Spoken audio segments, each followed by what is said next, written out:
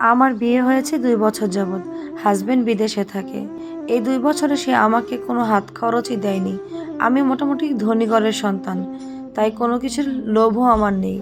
বিয়ের পরেও আমার যা লাগে সব আমার বাবার টাকা থেকেই আমি কিনি। ডাক্তার দেখানো বা অন্যান্য প্রয়োজনীয় খরচ কোথাও গেলেও আমার মায়ের কাছ থেকে নিয়ে আমাকে যেতে হয়। আমার হাসব্যান্ড প্রতি মাসে ১ থেকে ১.৫ লক্ষ টাকা ইনকাম করে এবং তার বেতনের পুরো ইনকামটাই সে তার মায়ের অ্যাকাউন্টে পাঠায়। এটা নিয়ে কোনোদিনও আমি তাকে কিছুই বলি নাই। ২ মাস যাবৎ তার মায়ের অ্যাকাউন্টে সমস্যার কারণে আমার অ্যাকাউন্টে পাঠাচ্ছে। আমার সাথে তার মা ব্যাংকে যায় এবং পুরো টাকা আমি তাকে তুলে দেই। রেমিটেন্স পাঠালে ব্যাংক থেকে কিছু টাকা বোনাস দেয়। গত মাসে আমার একটা দরকারে বোনাসের সেই ২,৫০০ টাকা আমি নিজের জন্য রেখে বাকি ১ লক্ষ টাকা তুলে তার মায়ের হাতে দিয়ে দিই। এরপর হাসব্যান্ড আমাকে বলে কেন আমি ২,৫০০ টাকা রাখলাম, সেই টাকাও কেন তার মাকে দিয়ে দিলাম না। আমি বলি তোমার টাকাতে তো আমার হক আছে, এটা আমি নিতেই পারি, খুব বেশি অ্যামাউন্ট তো নেই নাই। সে অনেক খারাপ আচরণ করেন এবং বলে আমি যেন সেই টাকা তার মাকে ফেরত দিয়ে দিই। আমি খুবই কষ্ট পাই তার এই আচরণে।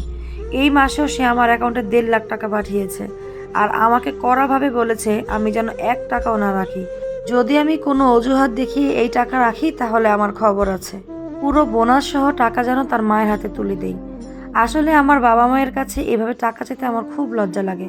হাসব্যান্ডকে সুন্দরভাবে সেটা বুঝিয়েছি।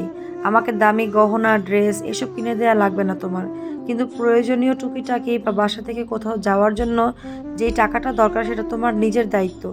এটা আমার হক তোমার প্রতি। সে উল্টা আমাকে বলে তোমার বাবার এত টাকা তোমার বাবার থেকে নিবা। আমাকে বলো কেন? দরকার পড়ে নিজে ইনকাম করে খরচ করো। আমার সব টাকা আমি আমার আম্মুকেই দিব। তাকে খুশি রাখাই আমার সবচেয়ে বড় দায়িত্ব। তুমি প্যাঁচ লাগাতে আসবা না। আমার সংসারে কোনো রকমের অশান্তি করবা না তুমি। শুধু টাকা নিয়ে না, সবকিছু নিয়ে সে এরকম করে। সে বিদেশ থেকে আসলে কসমেটিক্স বা অন্য যা আনে তার সব তার মায়ের আলমারিতে লক করে রাখে। ১ বছর আগেও সে তার মাকে দামি মোবাইল গিফট করেছে, যেটা এখনো নষ্ট হয়নি। এখন নতুন করে আবার দামি ফোন পাঠাচ্ছে। তার ইচ্ছা তার মা ২টা দামি মোবাইল নিয়ে ঘুরবে। প্রকৃতপক্ষে আমার কোনো দামি জিনিসের প্রতি কোনো লোভ নাই। কারণ ছোটবেলা থেকেই আমি দামি জিনিস ব্যবহার করে বড় হয়েছি। কিন্তু একজন হাসব্যান্ড হিসেবে সে আমার কোনো দায়িত্ব পালন করছে না এবং অপমানিত হচ্ছি। আর সুন্দরভাবে বোঝাতে গেলে সে খারাপ আচরণ করে। সরাসরি বলে দেয় সে আমাকে কোনো টাকা দিতে পারবে না। আর আমার কেউ নেই যে তাকে বোঝাবে একটা বিবাহিত পুরুষের দায়িত্বটা কী। খুব অসহায় লাগে আমার। এইভাবে একটা বিবাহিত মেয়ে কিভাবে সারভাইভ করতে পারে?